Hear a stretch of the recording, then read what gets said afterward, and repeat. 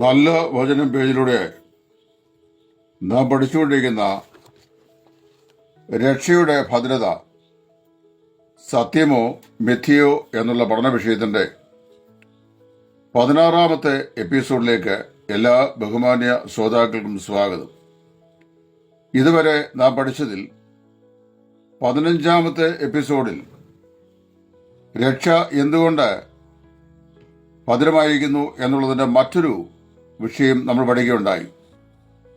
അവിടെ നമ്മൾ പഠിച്ചപ്പോൾ നാം യേശു ക്രിസ്തുവിന്റെ കരങ്ങളിൽ ആയിരിക്കാൻ നമ്മുടെ ആത്മരക്ഷ ഭദ്രമാണെന്ന് ദൈവവചനം വ്യക്തമായി പറയുന്നതായി നാം ചിന്തിച്ചു.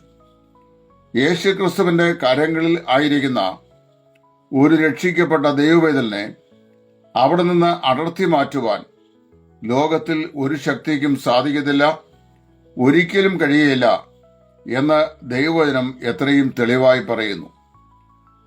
പരിശുദ്ധ വചനം പറയുന്ന ഈ വചനത്തിന്റെ വെളിപ്പാടുകളെ നമ്മൾ സംശയിക്കുകയോ അതിനെ വിപരീതമായ നിലയിൽ നാം പഠിപ്പിക്കുകയോ ചെയ്താൽ അത് പാപമാണെന്ന് മാത്രമല്ല, നമ്മെ സംബന്ധിച്ചുള്ള ദൈവിക രക്ഷാപദ്ധതിക്ക് അത് ഘടകവിരുദ്ധമായ നിലപാടാണെന്നും കൂടെയുള്ളത് ഞാനും നിങ്ങളും മനസ്സിലാക്കേണ്ടത് ആവശ്യമാണ്. ഇന്ന് നമ്മൾ പഠിക്കാൻ പോകുന്നത് രക്ഷ എന്ന് പറയുന്നത് ദൈവിക നിയമനം ഉള്ളതാണ്. ദൈവം നമ്മെ രക്ഷയ്ക്കായി നിയമിച്ചു എന്ന് തിരുവചനത്തിൽ വായിക്കുന്നു. ഇതിനു മുമ്പ് നമ്മൾ പഠിച്ചപ്പോൾ രക്ഷയുടെ നിയമനം അല്ലെങ്കിൽ ആ നിയമനത്തിൽ വരുന്ന ഘടകങ്ങളായിരുന്ന എലക്ഷൻ, തെരഞ്ഞെടുപ്പ്, മുൻ നിയമനം, മുൻ അറിവ് ഇത്യാദി വിഷയങ്ങളൊക്കെ നമ്മൾ വ്യക്തമായി പഠിച്ചതാണ്. അപ്പോസ്തലനായ പൗലോസ് തെസ്സലോനിയർക്ക് എഴുതിയ 1-ാം ലേഖനം 5-ാം അധ്യായത്തിന്റെ 9-10 വാക്യങ്ങളിൽ പൗലോസ് ശ്ലീഹ ഇപ്രകാരം പറയുന്നു: ദൈവം നമ്മെ കോപത്തിനല്ല, നാം ഉണർന്നിരുന്നാലും ഉറങ്ങിയാലും അവനോടുകൂടെ ജീവിക്കേണ്ടതിന് നമുക്ക് വേണ്ടി മരിച്ച നമ്മുടെ കർത്താവായ യേശു ക്രിസ്തു മൂലം രക്ഷയെ പ്രാപിപ്പാൻ അത്രേ നിയമിച്ചിരിക്കുന്നത്. നാം ഉണർന്നിരുന്നാലും നാം ഉറങ്ങിയാലും നാം അവനോടുകൂടെ ജീവിക്കേണ്ടതിന് നമുക്ക് വേണ്ടി മരിച്ച നമ്മുടെ കർത്താവായ യേശു ക്രിസ്തു മൂലം രക്ഷയെ പ്രാപിപ്പാനത്രേ നമ്മെ നിയമിച്ചിരിക്കുന്നത്. ദൈവം നമുക്ക് നൽകിയ നിയമനം, അതിന്റെ അടിസ്ഥാനമായ രഹസ്യം എന്താണെന്ന് റോമാലേഖനം 8-ാം അധ്യായത്തിന്റെ 25 മുതലുള്ള വാക്യങ്ങളിൽ ഒരിക്കൽ നമ്മൾ ചിന്തിച്ചതാണ്. അവൻ മുന്നറിഞ്ഞവരെ തന്റെ പുത്രൻ മുഖാന്തരം അനേകം സഹോദരന്മാരിൽ ആദ്യജാതരാകേണ്ടതിന് അവന്റെ സ്വരൂപത്തോടെ അനുരൂപരാകുവാൻ മുൻനിയമിച്ചു. മുൻനിയമിച്ചവരെ വിളിച്ചും വിളിച്ചവരെ നീതീകരിച്ചും നീതീകരിച്ചവരെ തേജസ്കരിച്ചും ഇരിക്കുന്നു എന്ന് തിരുവചനത്തിൽ നമ്മൾ വായിക്കുന്നു. ദൈവത്തിന്റെ മുൻനിയമനം എന്ന് പറയുന്നത് ഒരു മനുഷ്യനെ പോലും വ്യക്തിപരമായി ദൈവം രക്ഷിക്കാൻ വേണ്ടി മുൻനിയമിച്ചിട്ടില്ല. ഉദാഹരണം പറഞ്ഞാൽ, എന്റെ വീട്ടിൽ ഞങ്ങൾ 6 മക്കളാണ്. അതില് രക്ഷയിലേക്ക് വരുവാൻ ഭാഗ്യം ലഭിച്ച ഞങ്ങളിൽ 2 പേരിൽ ഒരാളാണ് ഞാൻ.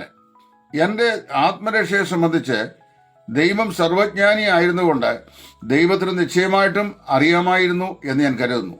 ഇത് പലപ്പോഴും ഞാൻ പറഞ്ഞിട്ടുള്ളതാണ്. നാം എല്ലാവരും ജീവിക്കുന്നത് കാലത്തിന്റെ അകത്താണ്. കാലത്തിന്റെ അകത്തിനുള്ളിൽ നാം കഴിയുന്നതുകൊണ്ട് സമയത്തിന്റെ ബന്ധനം നമുക്കുണ്ട്. സമയബന്ധനവും കാലബന്ധനവും നമുക്കുള്ളതുകൊണ്ട് നമുക്ക് ഭൂതം, വർത്തമാനം, ഭാവി എന്നിങ്ങനെ നമ്മുടെ കാലത്തിന് 3 പ്രവിശ്യകളുണ്ട്. എന്നാൽ ദൈവം എന്ന് പറയുന്നത് കാലത്തിന് അതീതനാണ്, കാലാതീതനായ ദൈവമാണ്. ഈ പ്രപഞ്ചത്തിന് അതീതനായിരിക്കുന്ന ദൈവമാണ്. കാലാതീതനായ ദൈവം കാലത്തിന് അതീതനായി ജീവിക്കുന്നതുകൊണ്ട് കാലത്തിന് അധീനരായി ജീവിക്കുന്ന തന്റെ സൃഷ്ടിയെ പോലെ സമയമോ മറ്റ് ഗതിഭേദങ്ങളാലുള്ള മാറ്റമോ ആ ദൈവത്തിനില്ല. അതുകൊണ്ട് ദൈവം എല്ലായ്പ്പോഴും പ്രസന്റിലാണ്. God is ever in present. ദൈവം എല്ലായ്പ്പോഴും പ്രസന്റിലാണ്. വർത്തമാനകാലത്തിലാണ് കാര്യങ്ങളെ ദൈവം കാണുന്നത്. നമുക്ക് ദൈവം നമ്മെ മുൻനിയമിച്ചു എന്നുള്ളത് നാം മാനുഷികമായ ആലോചനയിൽ നാം കാലത്തിലൂടെയും സമയത്തിലൂടെയും കാണുമ്പോൾ ദൈവം അതിനെ വർത്തമാന കാല അനുഭവത്തിലാണ് വേദപുസ്തകത്തിൽ പറയുന്നത്.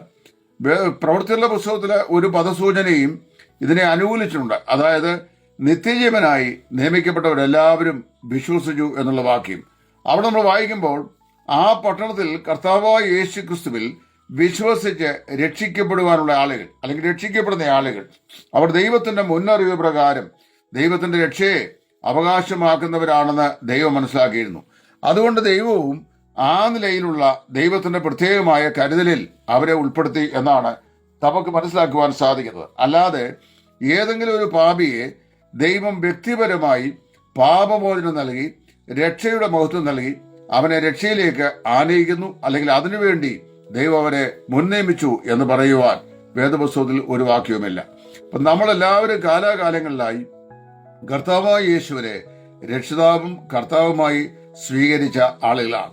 അങ്ങനെ കാലാകാലങ്ങളിലായി രക്ഷിതാവും കർത്താവുമായി ഈ ലോക ജീവിതത്തിൽ വെച്ച് യേശുവിനെ സ്വീകരിക്കുന്ന ആളുകൾ ആരൊക്കെയാണെന്ന് ദൈവം സർവജ്ഞാനിയാകിയാൽ ദൈവത്തിന് മുൻപ് കൂട്ടി അറിയാം. ദൈവം അത് അറിഞ്ഞു എന്ന് പറയുന്നത് ഭൂതകാലത്തിൽ അറിഞ്ഞു എന്ന് നാം ചിന്തിക്കുമ്പോഴാണ് വാസ്തവത്തിൽ പ്രശ്നമുണ്ടാകുന്നത്. ഞാൻ പറഞ്ഞല്ലോ, ദൈവം എന്നും വർത്തമാനകാലത്തിൽ അധിവസിക്കുന്നവനാണ്. നമുക്കാണല്ലോ ഭൂതവും വർത്തമാനവും ഭാവിയും ഉള്ളത്. അപ്പോൾ വാസ്തവത്തിൽ ഇന്ന് നാം കർത്താവായ യേശുവിനെ രക്ഷിതാവും കർത്താവുമായി ഹൃദയത്തിൽ സ്വീകരിച്ചാൽ നാം ഇന്ന് സ്വീകരിക്കുന്ന ഈ കാര്യം നമുക്ക് 10 കൊല്ലം കഴിയുമ്പോൾ അത് നമ്മുടെ ഭൂതകാല അനുഭവമായി മാറും. ആ ഭൂതകാല അനുഭവം എന്നുള്ളത് ദൈവത്തിന് വർത്തമാനകാല അനുഭവമായിട്ടാണ് ഇരിക്കുന്നത്. അപ്പോൾ ഇവിടെ തെസ്സലോനിക്ക ലേഖനത്തിൽ തെസ്സലോനിക്ക പട്ടണത്തിൽ കർത്താവായ യേശുവിനെ രക്ഷിതാവും കർത്താവുമായി കൈക്കൊണ്ട വിശുദ്ധന്മാരെ സംബന്ധിച്ച് പൗലോസ് പറയുകയാണ്, 5-ാം അധ്യായം 9-10 വാക്യങ്ങളിൽ, ദൈവം നമ്മെ കോപത്തിനല്ല, അതായത് നിത്യശിക്ഷാവിധിക്ക് വേണ്ടിയല്ല വീണ്ടും ജനിപ്പിച്ചത്. നാം ഉണർന്നിരുന്നാലും ഉറങ്ങിയാലും എന്ന് പറഞ്ഞു കഴിഞ്ഞാൽ, നാം ജാഗ്രതയുള്ളവരായിരുന്നാലും ജാഗ്രത ഇല്ലാത്തവരായിരുന്നാലും, നാം സീരിയസ് അല്ല ഇനി സീരിയസ് ആണ്, ഏത് നിലയിലാണിരുന്നാലും തന്നോടുകൂടെ നാം ജീവിക്കേണ്ടതിന് നമുക്ക് വേണ്ടി മരിച്ച നമ്മുടെ കർത്താവായ യേശു ക്രിസ്തു മൂലം രക്ഷയെ പ്രാപിപ്പാൻ അത്രേ ദൈവം നമ്മെ നിയമിച്ചിരിക്കുന്നത്. നാം എല്ലാവരും അറിയുന്ന പോലെ നമ്മുടെ ആത്മരക്ഷയ്ക്ക് 3 ഘട്ടങ്ങളുണ്ട്. 1 രക്ഷിക്കപ്പെട്ടു, 2 രക്ഷിക്കപ്പെട്ടുകൊണ്ടിരിക്കുന്നു, 3 നാം രക്ഷിക്കപ്പെടും എന്നുള്ളത്. അതുകൊണ്ട് നമ്മുടെ ആത്മരക്ഷ കർത്താവായ യേശു ക്രിസ്തുവിൽ സമാരംഭിച്ചതാണ്. അതല്ലയോ ഫിലിപ്പിയ ലേഖനത്തിൽ അപ്പോസ്തലനായ പൗലോസ് പറയുന്നത്, നിങ്ങളിൽ നല്ല പ്രവൃത്തിയെ ആരംഭിച്ചവൻ യേശു ക്രിസ്തുവിന്റെ നാളുവരെ അത് തികയ്ക്കും എന്ന് പൂർണ്ണമായി ഞങ്ങൾ വിശ്വസിക്കുന്നു. നമ്മുടെ രക്ഷയെ സമാരംഭിച്ചത് ദൈവമാണ്. അപ്പൊ നമ്മെ രക്ഷിച്ച ആ ദൈവം നമ്മുടെ ശരീരത്തിന്റെ രക്ഷയും കൂടെ നമുക്ക് നൽകി രക്ഷയുടെ പൂർത്തീകരണ പദ്ധതിയിൽ നമ്മെ കൊണ്ട് എത്തിക്കുവാനും നമ്മുടെ തേജസ്കരണം വരെ നമ്മെ സൂക്ഷിക്കുവാനും ദൈവം വിശ്വസ്തനാണ് എന്നുള്ളതാണ് നമുക്ക് ആ വചനത്തിലൂടെ മനസ്സിലാക്കുവാൻ സാധിക്കുന്നത്. വിശ്വാസിയെ രക്ഷയ്ക്കായിട്ടാണ് ദൈവം നിയമിച്ചിരിക്കുന്നത് എന്ന് ഇത്രയും വ്യക്തമായി പറയുന്ന വേറെ വാക്യങ്ങൾ വളരെ കുറവാണ്. ദൈവം ഒരു കർത്താവിൽ വിശ്വസിച്ച ദൈവവേദനെ ശിക്ഷയ്ക്കായിട്ടല്ല രക്ഷയ്ക്കായിട്ടാണ് നിയമിച്ചിരിക്കുന്നത്. അതായത് ദൈവത്തിന്റെ രക്ഷാപദ്ധതിയിൽ ദൈവിക ഉദ്ദേശം എന്ന് പറയുന്നത് ശിക്ഷയല്ല, രക്ഷയാണ്. ശിക്ഷയിൽ നിന്ന് വിടുവിക്കപ്പെട്ട ജനം അവർ നിത്യ രക്ഷയ്ക്കായി വേർതിരിക്കപ്പെട്ടിരിക്കുന്നു. അതുകൊണ്ട് ദൈവത്തിന്റെ രക്ഷാപദ്ധതിയിലേക്കുള്ള നിയമനം എന്ന് പറയുന്നത് രക്ഷ മാത്രമാണ്, ശിക്ഷാപതി അല്ല എന്ന് തെളിവായി ദൈവവചനം പറയുന്നു. അപ്പൊ അങ്ങനെയാണെങ്കിൽ ഇത്ര വ്യക്തമായി നമ്മെ ദൈവം നിയമിച്ചിരിക്കുന്നത് നമ്മുടെ രക്ഷയുടെ പൂർത്തീകരണത്തിന് വേണ്ടിയാണ്.